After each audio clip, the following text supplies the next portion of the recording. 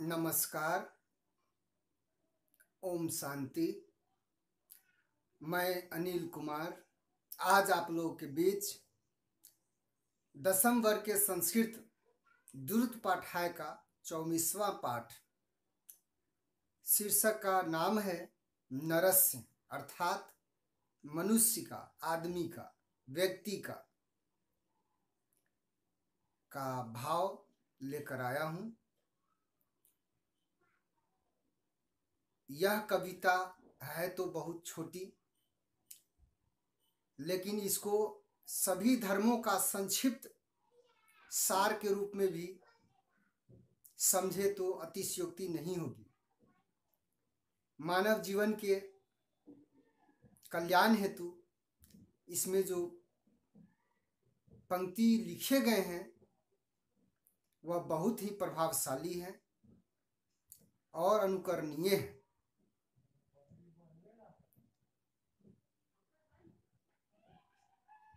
तो हम लोग समझते हैं प्रत्येक पंक्ति को। नरस्य मित्रम धर्मः, मनुष्य का मित्र धर्म होता है। धर्म अर्थात श्रेष्ठ धारणा,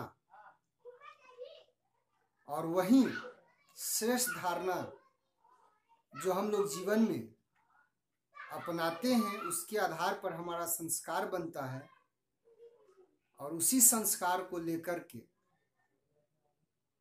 हम इस दुनिया को छोड़कर जाते हैं, जो हमारा यश कीर्ति के रूप में होता है और हमारे साथ जाता है। बाकी के सारा चीज हमारा यहीं पर रह जाता है। शत्रु दोषः अवगुणः, मनुष्य का जो शत्रु होता है वह उसका अवगुण होता है, दुर्गुण होता है, डिमेरिट्स होता है, कमी कमजोरी होता है।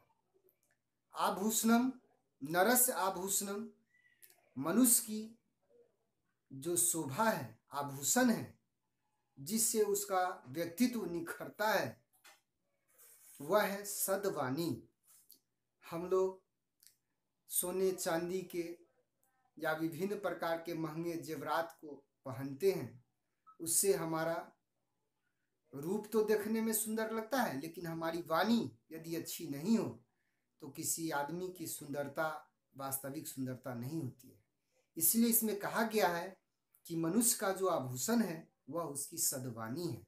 मीठी वाली वाणी, धीमी वाणी और सत्यवाणी। गुरु पितरौ, मनुष्य का जो गुरु होते हैं उनके माता पिता होते हैं। कहते हैं माता पिता ही बच्चों का प्रथम गुरु होता है और परिवार ही उनका प्रथम पाठशाला होती है, जहाँ से हम लोग दुनिया के बहुत सारी चीजों के बारे में अनुभूति प्राप्त करते हैं, सीखते हैं, समझते हैं। नरस्य ज्ञानम तत्वार्थ संबोधः, मनुष्य का जो ज्ञान है वह तत्व अर्थ को जानना है। हम लोग नागरिक, भूगोल, इतिहास, भौतिकी, रसायन या विभिन्न सारे विषय वस्तुओं का ज्ञान तो प्राप्त करते हैं, लेकिन जो मूल ज्ञान है, अध्यात्म ज्ञान, जिसको आत्मज्ञान कहते हैं, जिसमें आत्मा, अपने आप के बारे में जानना, परमात्मा के बारे में जानना, इस सृष्टि चक्र के बारे में जानना, कब इसका शुरू अंत हुआ है, ये तत्व की जानकारी होनी, परम धाम, ब्रह्मलोक वगैरह की जानकारी भी रखना बेहद जरूरी है, और यही मूल ज्ञान है। नरस्य दया, सर्व सुख है सित्वम, मनुष्य का दया क्या है? तो वो है सबके सुखों की कामना करना। कोई भी आदमी दुखी न हो, हर आदमी सुखी हो, इस प्रकार की कामना करना ही दया कहलाता है। नरस्य धर्म कर्तव्य परायणता, आदमी का धर्म क्या है? तो अपने कर्तव्य में परायण होना, अपने कर्तव्य को पूरा करना, अपने कर्तव्यों का पालन करना। मैं अगर विद्यार्थी हूं तो हमारा दायित्व है कि हम 8 घंटा ईमानदारी से पढ़ें, या जो जिस क्षेत्र में काम कर रहे हैं तो उसको ईमानदारी से, निष्ठा से, ससमय पूरा करें। ऐसा नहीं हो हमारा काम कुछ और है और हम कर रहे हैं कुछ और। तो हम यदि दूसरे काम को करते हैं तो हम धर्म का पालन नहीं कर पा रहे। नरस कार्यम सर्वजीव कल्याणम, मनुष्य का काम है सभी जीवों का कल्याण करना, न केवल मानव प्राणी, मनुष्य प्राणी का, अपितु जितने भी पशु पक्षी हैं, जीव जंतु है, बकरी, खस्सी, कबूतर, मुर्गा, मुर्गी, इन सब के प्राणों की रक्षा करना, कल्याण करना हमारा धर्म है। नरस्य अमूल्य वस्तु समय, मनुष्य का सबसे बहुमूल्य वस्तु जिसकी कोई कीमत नहीं है वह होता है समय। यदि हमारे बैंक में 10,000 रुपया है, 5,000 मैंने खर्च कर दिया है, तो जब मर्जी होगा तब 5,000 दोबारा खर्च कर सकते हैं। हमने किसी को दिया है तो हमें कोई दोबारा दे देगा, लेकिन समय बैंक में रखी हुई किसी व्यक्ति का संचित निधि नहीं है कि उसका जब मर्जी हो तब इस्तेमाल कर सकते हैं। यदि विधाता ने हमारे जीवन को 50 वर्ष तय कर दिया है और उस 50 वर्ष में हमने 40 वर्ष व्यतीत कर दिए हैं और 1 घंटा भी हम चाहेंगे कि 50 वर्ष में ज़्यादा हो जाए, तो यह किसी भी कीमत पर, चाहे सारी दुनिया को ही हमें त्याग देना हो, समर्पित कर देना हो, लेकिन वह 1 घंटा हमें एक्स्ट्रा नहीं मिल सकता है। इसीलिए समय को कभी नहीं गंवाना चाहिए, उसका सदैव सदुपयोग करना चाहिए। पूजा स्थलम, नरस्य पूजा स्थलम स्वकर्म स्थलम, मनुष्य का जो पूजा का स्थल है वह कोई मंदिर मस्जिद नहीं, हम जिस जगह पर कर्म करते हैं, जहाँ से समाज का, देश का, व्यक्ति का, परिवार का विकास होता है, वह हमारा पूजा स्थल है। नरस्य रक्षकः स्वकर्म, आदमी का अपना कर्म ही उसका रक्षक होता है।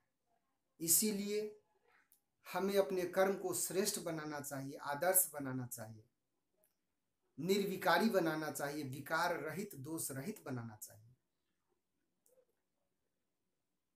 हंता, नरस्य हंता अर्थात मनुष्य का नाश करने वाला, मारने वाला, स्वकर्म अपना ही कर्म होता है। हम यदि बुरा कर्म करते हैं तो कहा जाता है समय बड़ा बलवान होता है, टाइम सेट्स एवरीवन राइट, समय सबको सीधा करता है ना। तो हमारा कर्म यदि अच्छा नहीं होगा तो देर सवेर उसका परिणाम हमें ही भुगतना होता है। नरस्य ध्रुव सत्यम, मनुष्य का ध्रुव सत्य का है, वह है मृत्यु।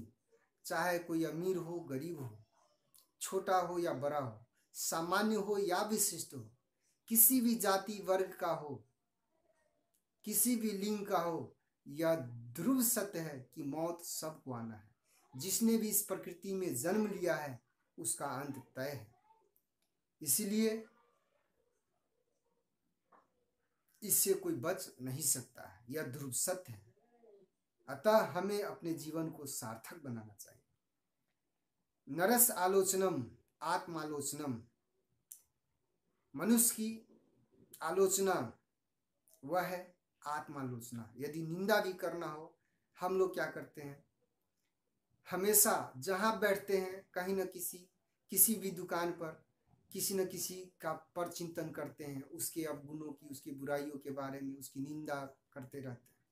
इससे बचना चाहिए और हमें कोशिश करनी चाहिए कि हम में क्या कमी रह गया है, हमें कौन सी बुराई है, उससे कैसे दूर करे, किस अवगुण को मिटावे, हटावे, ताकि हमारा जीवन सफल हो, सुखमय हो। नरस्य पुस्तकम संसार, मनुष्य का पुस्तक क्या है तो यह संसार है। इस संसार में कहते हैं विविधता से भरा हुआ यह जगत है, यह संसार है। यहाँ देखकर, सुनकर, अनुभूति के द्वारा, विभिन्न प्रकार के घटनाओं, प्रक्रियाओं के द्वारा हमें जो मूर्त अनुभव प्राप्त होता है वही सच्चा अविनाशी ज्ञान है और वही हमारे लिए पुस्तक है जिससे विभिन्न प्रकार के अनुभव और ज्ञान को हम प्राप्त करते हैं। नरस्य उपलब्धि पर हित रक्षा।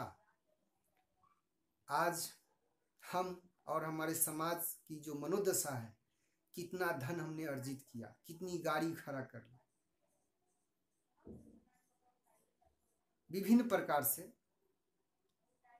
और कितना जमीन खरीद लिया, कितना भवन बना लिया, यही सब बात सोचते रहते हैं।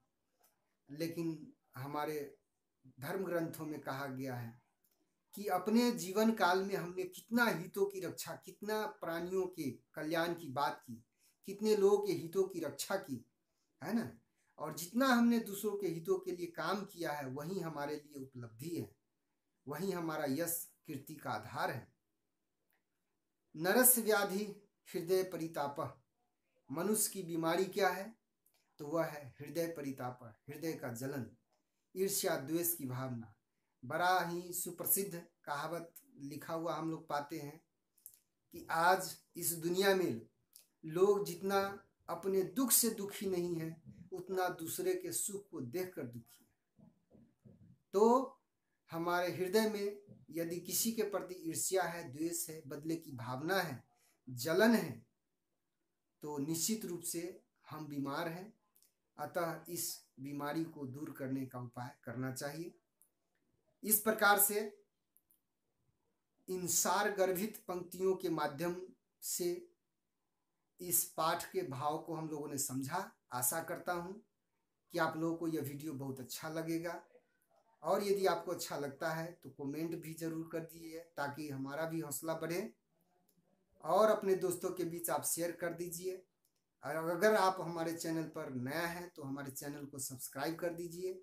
मिलते हैं आपके साथ नए पाठ में। तब तक के लिए नमस्कार, ओम शांति, धन्यवाद।